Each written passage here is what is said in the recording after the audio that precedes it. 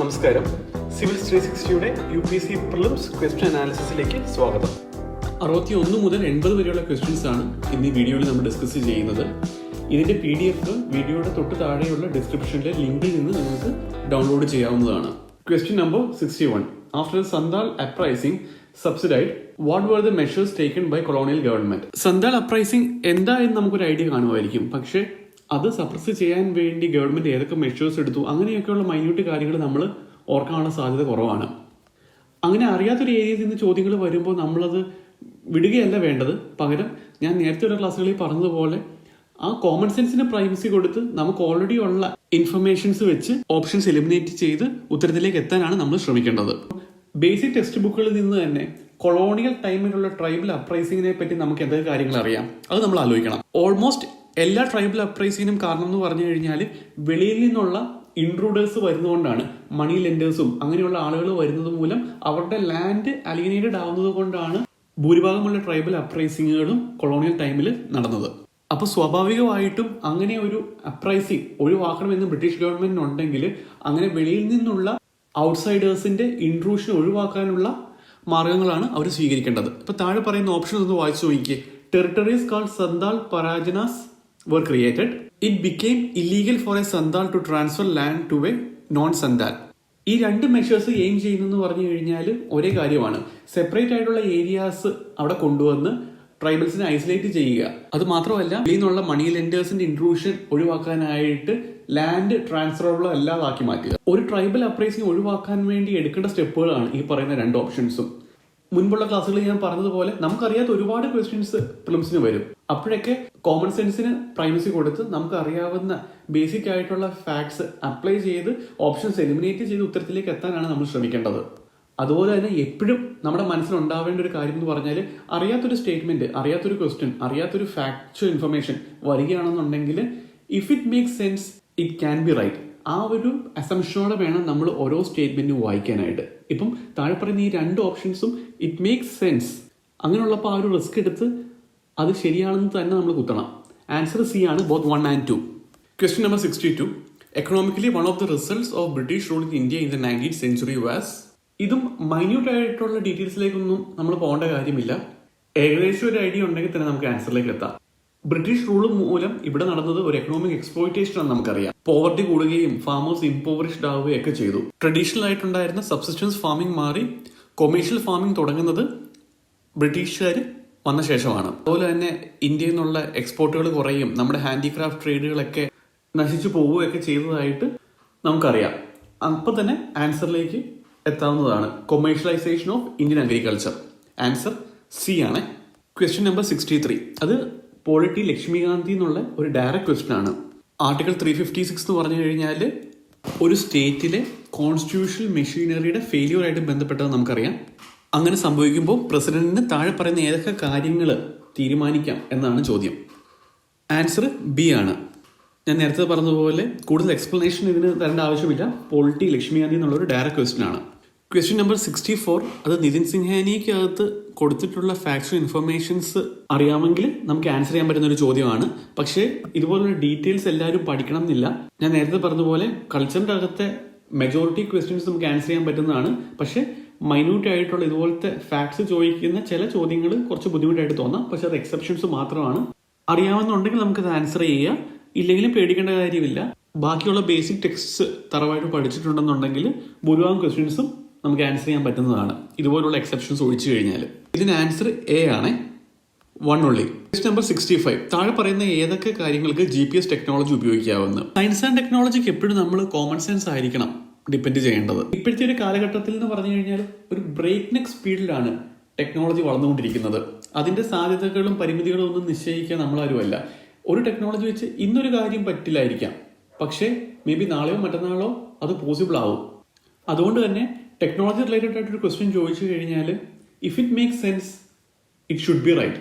ആ ഒരു അസംഷനോടെ ആൻസർ ചെയ്തേക്കണം. അതിന്റെ പരിമിതികൾ നമ്മൾ ആ എക്സാം ഹോളിൽ നിന്ന് നിശ്ചയിക്കേണ്ട കാര്യമില്ല.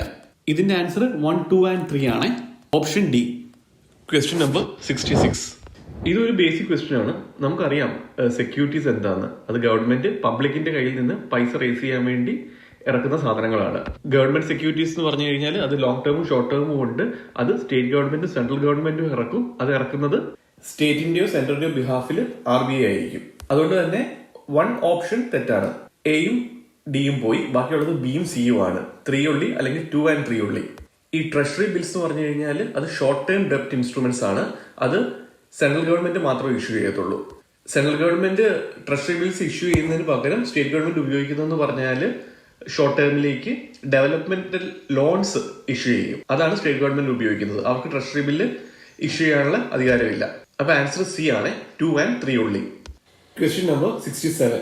ഇത് NCERT ഫിസിക്കൽ ജോഗ്രഫിയിൽ നിന്നുള്ള ഒരു വളരെ ബേസിക് ക്വസ്റ്റ്യൻ ആണ്. സീ ഫ്ലോർ സ്പ്രെഡിങ് പറയുന്ന കൂട്ടത്തിൽ NCERTക്കകത്ത് ഈ ജിയോ മാഗ്നറ്റിക് റിവേഴ്സലിന്റെ കാര്യവും പറയുന്നുണ്ട്. കുറച്ച് വർഷങ്ങൾ കൂടുമ്പോൾ മാഗ്നറ്റിക് നോർത്ത് പോളും മാഗ്നറ്റിക് സൗത്ത് പോളും തമ്മിൽ ഇന്റർചേഞ്ച് ചെയ്യുന്നത്. അതുപോലെ തന്നെ second option, earth millions of ഇയേഴ്സിന് മുമ്പ് ഉണ്ടായപ്പോൾ ലൈഫിനെ സപ്പോർട്ട് ചെയ്യാൻ പറ്റുന്ന ഒരു അറ്റ്മോസ്ഫിയർ ആയിരുന്നില്ല. ഓക്സിജൻ എന്ന് പറയുന്നത് വളരെ കുറവും ബാക്കിയുള്ള നൈട്രജനും കാർബൺ മോണോക്സൈഡും ഒക്കെ ആയിരുന്നു മെജോറിറ്റി. ഈ ഫോട്ടോസിന്തറ്റിക് ആൽഗേസ് ഒക്കെ ഈ ലിവിങ് ഓർഗാനിസംസിലാണ് ഉൾപ്പെടുന്നത്. അപ്പൊ അങ്ങനെയുള്ള ഫോട്ടോസിന്തറ്റിക് ആൽഗേസ് ഒക്കെ ഒരുപാട് ഭൂമിയിൽ ഉണ്ടായി കഴിഞ്ഞപ്പോഴേക്കും അത് ഫോട്ടോസിന്തസിസ് നടത്തി കാർബൺ ഡൈ ഓക്സൈഡ് കുറച്ച് ഓക്സിജന്റെ എമൗണ്ട് അറ്റ്മോസ്ഫിയറിൽ ഭയങ്കരമായിട്ട് കൂടി. അങ്ങനെ ഒരു അറ്റ്മോസ്ഫിയർ എവല്യൂഷനിൽ ലിവിങ് ഓർഗാനിസംസും ഒരുപാട് പങ്ക് വഹിച്ചിട്ടുണ്ട്. അപ്പൊ ആൻസർ സി ആണ്, 1 and 3 only. Question number 68.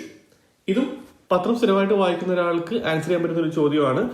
നമ്മൾ മിക്കവാറും പത്രങ്ങളിൽ കണ്ടിട്ടുള്ള ടേംസുകൾ തന്നെയാണ് ഈ ചോദ്യത്തിന്റെ അകത്ത് ഇൻക്ലൂഡ് ചെയ്തിട്ടുള്ളത്. വാനാക്രൈ, പെറ്റിയ, എറ്റേണൽ ബ്ലൂ, ഇതൊക്കെ എന്താണ്? ഇതൊക്കെ സൈബർ അറ്റാക്സ് ആയിരുന്നു. Option C. Question number 69. Conservation agriculture എന്ന് പറയുന്നത് താഴെ പറയുന്ന ഇതിൽ ഏതൊക്കെയാണ്? ഈ താഴത്തെ സ്റ്റേറ്റ്മെന്റുകൾ വായിക്കുമ്പോൾ നമുക്ക് സംശയം തോന്നാവുന്ന ഒരു കാര്യം എന്ന് പറഞ്ഞു കഴിഞ്ഞാൽ ഈ മോണോകൾച്ചറൽ പ്രാക്ടീസസ് പലപ്പോഴും ഹാർംഫുൾ ആയിട്ടല്ലേ നമ്മൾ ചിലത് കേട്ടിട്ടുള്ളതെന്ന്. മോണോകൾച്ചർ എക്കോസിസ്റ്റത്തിന് ഹാർംഫുൾ ആയിരിക്കാം, പക്ഷെ അഗ്രികൾച്ചറിന് ഹാർംഫുൾ അല്ല. കൺസർവേഷൻ അഗ്രികൾച്ചറിനാണ് ചോദിക്കുന്നത്. ഈ മോണോകൾച്ചർ നമ്മൾ പ്രൊമോട്ട് ചെയ്യുമ്പോഴേക്കും ജനറ്റിക് ഡൈവേഴ്സിറ്റി ഒക്കെ കുറഞ്ഞ് ഈ എക്കോസിസ്റ്റത്തിന്റെ റെസിലിയൻസിനെ അത് ബാധിക്കും. പക്ഷെ അഗ്രികൾച്ചറിനെ സംബന്ധിച്ചിടത്തോളം മോണോകൾച്ചർ എന്ന് പറയുന്നത് നമ്മൾ വൈഡ്ലി പ്രാക്ടീസ് ചെയ്യുന്ന ഒരു സാധനമാണ്. ആ ഒരു ചിന്ത എക്സാം ഹോളിൽ ഇരുന്ന് വന്നില്ലെങ്കിൽ പോലും ഈ ഓപ്ഷൻസ് വായിക്കുമ്പം നിങ്ങൾ ശ്രദ്ധിച്ചാൽ കാണാം, ഓപ്ഷൻ 1 ഉം 3 ഉം ആക്ച്വലി ഇംപ്ലൈ ചെയ്യുന്ന മീനിങ് സെയിം ആണ്. മോണോകൾച്ചറൽ പ്രാക്ടീസ് അവോയ്ഡ് ചെയ്യണം, പ്ലാന്റേഷൻ ക്രോപ്സ് അവോയ്ഡ് ചെയ്യണം. പ്ലാന്റേഷൻ ക്രോപ്സ് എന്ന് വെച്ച് കഴിഞ്ഞാൽ മോണോകൾച്ചറിനാണല്ലോ പറയുന്നത്. ഒരു ക്രോപ്പ് തന്നെ ഒരുപാട് വളർത്തുന്നു. അപ്പോൾ ഒന്നെങ്കിൽ ഈ 1 ഉം 3 ഉം താഴത്തെ ഓപ്ഷനിൽ ഒരുമിച്ച് വരണം, ഇല്ലെങ്കിൽ 1 ഉം 3 ഉം ഇല്ലാത്തൊരു ഓപ്ഷൻ വേണം. അങ്ങനെയുള്ള ഓർമ്മയേ ഉള്ളൂ, അത് സി ആണ്. 2, 4 and 5 ആണ് answer. Question number 70. 6th mass extinction എന്ന് പറഞ്ഞാൽ എന്താണെന്നാണ് ചോദ്യം.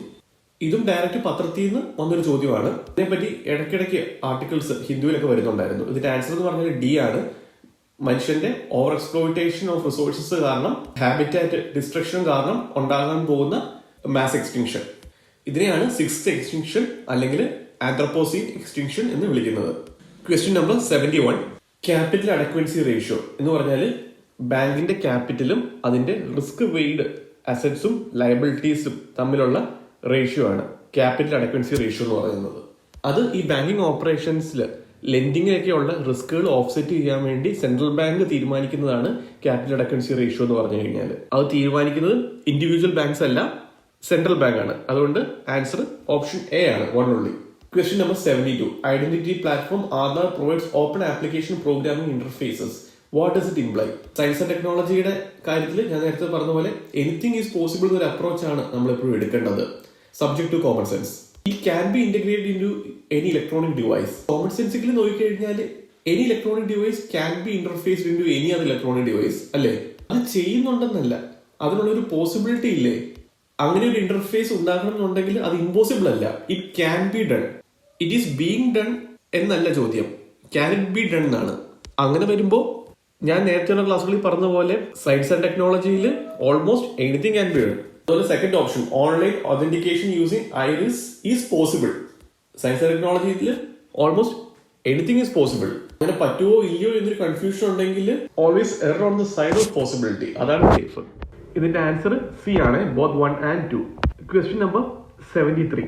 ഇതും പത്രം വായിക്കുന്നവർക്ക് വളരെ സിമ്പിളായിട്ട് എഴുതാൻ പറ്റുന്ന ഒരു ക്വസ്റ്റ്യൻ ആണ്. ഇതുപോലുള്ള നോൺ ഇവന്റ്സ് UPSC ഒരുപാട് ചോദിക്കാറുണ്ട്. അതായത് ഈ കറണ്ട് അഫെയർ കമ്പൈലേഷൻസ് വെച്ച് കഴിഞ്ഞാൽ ആ വർഷം നടന്ന കാര്യങ്ങളാണല്ലോ അവരതിൽ ഇൻക്ലൂഡ് ചെയ്യുന്നത്. ഇതുപോലെ കുറെ നാളായിട്ട് നടന്നുകൊണ്ടിരിക്കുന്ന ഇവന്റ്സിന്റെ ഫോളോ അപ്പ് ആയിട്ട് ഒരുപാട് വാർത്തകൾ പത്രത്തിൽ വരുമല്ലോ. അപ്പൊ അത് ചുമ്മാ വായിച്ചു പോകുന്നവർക്ക് മാത്രം എഴുതാൻ പറ്റുന്ന രീതിയിലുള്ള ചോദ്യങ്ങളാണിത്. ഒരു കറണ്ട് അഫയേഴ്സ് കമ്പൈലേഷനിൽ ഒരിക്കലും ഇങ്ങനെയുള്ള ഫോളോ അപ്പ് ഇവന്റ്സ് ഇൻക്ലൂഡ് ചെയ്യാറില്ല. അത് പത്രം വായിക്കുന്ന ഒരാൾക്ക് മാത്രമേ കിട്ടത്തുള്ളൂ. ആൻസർ ഡി ആണ്, യമൻ ആൻഡ് സൗത്ത് സുഡാൻ. ഇതിനെപ്പറ്റി നിരന്തരം വാർത്തകൾ ഇങ്ങനെ വന്നുകൊണ്ടിരുന്നായിരുന്നു ആ ഒരു ടൈമിൽ. എഡിറ്റോറിയലുകളിലും അത് പ്രിവെന്റ് ചെയ്യാൻ വേണ്ടി ഡെവലപ്ഡ് നേഷൻസ് ട്രൈ ചെയ്യണമെന്ന് പറഞ്ഞുള്ള ആർട്ടിക്കിളുകളും ഒക്കെ. അപ്പം അതൊക്കെ ചുമ്മാ ഗ്ലാൻസ് ത്രൂ ചെയ്ത ഒരാൾ പോലും ഈ ക്വസ്റ്റ്യൻ കാണുമ്പോൾ ഈ ഓപ്ഷൻസ് റെക്കഗ്നൈസ് ചെയ്യും, ഓർത്തില്ലെങ്കിൽ പോലും റെക്കഗ്നൈസ് ചെയ്താൽ മതി. ആൻസർ ഡി ആണ്, Yemen and south Sudan. Question number 74. ഇത് മോഡേൺ ഇന്ത്യ സ്പെക്ട്രത്തിൽ നിന്ന് ഡയറക്റ്റ് ഉള്ള ഒരു ചോദ്യമാണ്. ഈ വുഡ്സ് ഡെസ്പാച്ച് എന്ന് പറയുന്നതാണ് ഇംഗ്ലീഷ് എഡ്യൂക്കേഷന്റെ ഇന്ത്യയുടെ മാഗ്നക്കാർട്ട എന്ന് പറയുന്ന പോളിസി. ഇംഗ്ലീഷ് എഡ്യൂക്കേഷൻ ഇന്ത്യയിൽ സ്പ്രെഡ് ചെയ്യാനായിട്ട് ഇത്രയും സഹായിച്ച മറ്റൊരു ബ്രിട്ടീഷ് പോളിസി ഇല്ല. ഇതിൻ്റെ അകത്ത് പറഞ്ഞിട്ടുണ്ടായിരുന്ന കാര്യങ്ങൾ എന്ന് പറഞ്ഞാൽ, ഒരു എഡ്യൂക്കേഷൻ ഡിപ്പാർട്ട്മെന്റ് എല്ലാ പ്രൊവിൻസിലും ബ്രിട്ടീഷുകാർ തുടങ്ങും. അതുപോലെ തന്നെ UK ലണ്ടൻ യൂണിവേഴ്സിറ്റി മോഡൽ ചെയ്തുകൊണ്ട് ബോംബെ, കൽക്കട്ട, മദ്രാസ് എന്നിവിടങ്ങളിൽ യൂണിവേഴ്സിറ്റീസ് എസ്റ്റാബ്ലിഷ് ചെയ്യും. അതുപോലെ ഒരു ജില്ലയിൽ മിനിമം ഒരു ഗവൺമെന്റ് സ്കൂളെങ്കിലും വേണമെന്ന് ഈ ഡോക്യുമെന്റിൽ പറഞ്ഞിട്ടുണ്ടായിരുന്നു. അതുപോലെ ഇന്ത്യൻസിനെ അവരുടെ മദർ ടങ്ങിൽ വെർണക്കുലർ ലാംഗ്വേജസിൽ എഡ്യൂക്കേഷൻ പ്രൊവൈഡ് ചെയ്യണമെന്ന് പറയുന്നത് ഈ ഡോക്യുമെന്റ് ആണ്. അതുപോലെ തന്നെ വിമൻസ് എഡ്യൂക്കേഷനും പ്രാക്ടിക്കൽ എഡ്യൂക്കേഷനും ഒക്കെ ഒരുപാട് എംഫസൈസ് കൊടുത്തൊരു ഡോക്യുമെന്റ് ആയിരുന്നു ഇത്. ഇതിന്റെ ആൻസർ എ ആണ്, 1 and 2 only. Question number 75. With reference to the Parliament of India, which of the following parliamentary committees scrutinizes and reports to the House whether the powers to make regulations, rules, sub-rules, bylaws, etc. conferred by the Constitution or delegated by the Parliament are being properly exercised by the Executive within the scope of such delegation? ഇതും കമ്മിറ്റീസിനെ പറ്റി ഏകദേശം ഒരു ധാരണയുണ്ടെങ്കിൽ നമുക്ക് answer ചെയ്യാൻ പറ്റുന്ന ഒരു ചോദ്യമാണ്. Answer എന്ന് പറയുന്നത് ബി ആണ്, കമ്മിറ്റി ഓൺ സബോർഡിനേറ്റ് ലെജിസ്ലേഷൻ. അത് കോൺസ്റ്റിറ്റ്യൂട്ട് ചെയ്യുന്നത് 1953 2 പാർലമെന്ററി ഹൗസസിലും അതുണ്ട്. 15 മെമ്പേഴ്സ് വെച്ചാണ് അതിലെ അംഗത്വം. ആൻസർ ബി ആണ്, committee on subordinate legislation. Question number 76. Option 1. As per the right to education act, to be eligible for appointment as a teacher in a state, a person would be required to possess the minimum qualification laid down by the concerned State Council of Teacher Education. Right to എഡ്യൂക്കേഷനെ പറ്റി ഏകദേശം ഒരു ധാരണയും പിന്നെ common സെൻസും apply ചെയ്ത് കഴിഞ്ഞാൽ നമുക്ക് ഈ ക്വസ്റ്റ്യന്റെ ആൻസർ കണ്ടുപിടിക്കാൻ പറ്റുന്നതാണ്. റൈറ്റ് ടു എഡ്യൂക്കേഷൻ എന്ന് പറയുന്ന നിയമത്തിന്റെ ഉദ്ദേശങ്ങൾ എന്തൊക്കെയായിരുന്നു? ഒരു എഡ്യൂക്കേഷൻ കൊടുക്കുക എന്നുള്ളത് ഒന്നാണ്. അതുപോലെ തന്നെ യൂണിഫോമിറ്റി ഓഫ് എഡ്യൂക്കേഷൻ സ്റ്റാൻഡേർഡ്സും RTI പറഞ്ഞിട്ടുള്ളൊരു സാധനമാണ്. അങ്ങനെ സ്റ്റേറ്റുകളിലെ എഡ്യൂക്കേഷൻ ക്വാളിറ്റി കൂട്ടാൻ വേണ്ടി ശ്രമിക്കുന്ന ഒരു നിയമത്തിന്റെ അകത്ത് സ്റ്റാൻഡേർഡ് സ്റ്റേറ്റ് ഗവൺമെന്റുകൾ, അതായത് സ്റ്റേറ്റ് ഗവൺമെന്റുകൾ സെറ്റ് ചെയ്താൽ മതി എന്ന് പറയുമോ? ഒരിക്കലുമില്ല. അത് ഒരു സെൻട്രലൈസ്ഡ് നാഷണൽ ഏജൻസി ആയിരിക്കും അത് ഡിറ്റർമിൻ ചെയ്യുന്നത്, അല്ലെ? National council of teacher education ആണ് ആ minimum education professional qualifications set ചെയ്യുന്നത്. തന്നെ സ്റ്റേറ്റ്മെന്റ് 1 ഉള്ള ഓപ്ഷൻസ് എയും സിയും പോയി, ബാക്കിയുള്ളത് ബിയും ഡിയും ആണ്. അതുപോലെ option 2. As per the RTI act, for teaching primary classes a candidate is required to pass a teacher eligibility test conducted in accordance with the National Council of Teacher Education Guidelines. ഈ national council of teacher education guidelines പ്രകാരം നടത്തുന്ന ഒരു test പാസ്സായാൽ മാത്രമേ ഒരു കാൻഡിഡേറ്റിന് primary ക്ലാസ്സസിൽ പഠിപ്പിക്കാൻ കഴിയൂ എന്ന്. നമ്മൾ പൊതുവെ പറയാറുള്ളത് പോലെ ഒരു statement if it make sense it should be right എന്നൊരു പ്രിസംഷനോടെ വേണം ക്വസ്റ്റ്യൻസ് അപ്രോച്ച് ചെയ്യാൻ. അങ്ങനെ വരുമ്പോൾ ഈ second statement it seems very right, അല്ലേ? ഓപ്ഷൻ ബി ആണ് answer, 2 only. Question number 77. First statement Chapchar Kut festival, അത് നമ്മൾ അധികം കേട്ടിട്ടുണ്ടാവണമെന്നില്ല. പക്ഷെ അത് കഴിഞ്ഞിട്ടുള്ള 2 കൊഞ്ചം പർബ ബല്ലാഡും ടങ്ട ഡാൻസും, അത് നിതിൻ സിംഹാനിക്കകത്തും നമ്മുടെ കൾച്ചറിന്റെ NCERT ടെക്സ്റ്റിലും ഒക്കെ പലയിടത്തായിട്ട് കിടക്കുന്ന 2 പേരുകളാണ്. അത് 2ഉം മണിപ്പൂരി ഡാൻസുകളാണ്. അപ്പം ടങ്ട ഡാൻസ് സിക്കിം അല്ല മണിപ്പൂരാണെന്ന് നമുക്ക് അറിയാൻ പറ്റും. അതുപോലെ കൊഞ്ചം പാർബ മണിപ്പൂരാണെന്നും അറിയാൻ പറ്റും. അപ്പൊ 2 only എന്നൊരു സ്റ്റേറ്റ്മെന്റ് ഇല്ലാത്തത് കൊണ്ട് നമ്മൾ സ്വാഭാവികമായിട്ടും 1 and 2 എടുക്കത്തുള്ളൂ. ഓപ്ഷൻ ബി ആണ് ആൻസറെ. The food safety and standards act 2006 replace the prevention of food adulteration act 1954. ഈ FSSAI അതുവരെ ഉണ്ടായിരുന്ന ഈ അഡൾട്ടറി ഫുഡ് റിലേറ്റഡ് ആയിട്ടുള്ള നിയമങ്ങളെ എല്ലാം കൂടെ സബ്സ്യൂം ചെയ്യുന്നുണ്ടെന്ന് നമ്മൾ അറിഞ്ഞിരിക്കേണ്ടതാണ്. കൺഫ്യൂഷൻ ഉണ്ടാകാൻ പോകുന്നതെന്ന് പറഞ്ഞാൽ second സ്റ്റേറ്റ്മെന്റാ. Food Safety and Standards Authority of India is under the charge of Director General of Health Services in the Union Ministry of Health and Family Welfare. ഈ ഫുഡ് സേഫ്റ്റി ആണ്, ഫുഡുമായിട്ട് ബന്ധപ്പെട്ടൊരു കാര്യമാണ്. Health department തുടങ്ങിയ കാര്യങ്ങളൊക്കെ നമ്മൾ കേൾക്കുന്ന context എന്ന് പറഞ്ഞാൽ ഹോസ്പിറ്റൽസും അങ്ങനെയുള്ള ഡിസീസസ് റിലേറ്റഡ് ഒക്കെ ആയിട്ടല്ലേ. അപ്പൊ ഈ ഡയറക്ടർ ജനറൽ ഓഫ് ഹെൽത്ത് സർവീസസിന്റെ കീഴിലാണ് food safety and standards authority വരുന്നതെന്ന് പറഞ്ഞു കഴിഞ്ഞാൽ അത് ശരിക്കും ഡസ് ഇറ്റ് മേക്ക് സെൻസ്? ഉള്ള സാധ്യത വളരെ കുറവാണ് അല്ലേ. അങ്ങനെ വരുമ്പോഴേക്കും സ്റ്റേറ്റ്മെന്റ് 2 നമുക്ക് ലോജിക്കലി എലിമിനേറ്റ് ചെയ്യാവുന്നതാണ്. ആൻസർ എന്ന് പറയുന്നത് എ ആണ്, 1 only. The term two-state solution is sometimes mentioned in the news in the context of the affairs of which of the following? Two-state solution എന്ന് പറഞ്ഞാൽ ഇസ്രായേൽ പാലസ്തീൻ ഇഷ്യൂ ആയിട്ട് ബന്ധപ്പെട്ട് നമ്മൾ സ്ഥിരം പത്രത്തിൽ കേൾക്കുന്ന ഒരു സാധനമാണ്. അതുകൊണ്ട് ആൻസർ ബി ആണ്, Israel. With reference to the provisions made under national food security act 2013 consider the following statement. Food security act എന്ന് പറഞ്ഞാൽ അത് യൂണിവേഴ്സൽ എലിജിബിലിറ്റി കൊടുക്കുന്ന ഒരു ആക്ട് നമുക്കറിയാം. അങ്ങനെ വരുമ്പോഴേക്കും BPL മാത്രമാണ് എലിജിബിൾ എന്ന് പറയുന്ന ഫസ്റ്റ് സ്റ്റേറ്റ്മെന്റ് നമുക്ക് എലിമിനേറ്റ് ചെയ്യാവുന്നതാണ്. 1 ഇല്ലാത്തപ്പം എയ്തർ ബി അല്ലെങ്കിൽ ഡി, 2 only അല്ലെങ്കിൽ 3 only.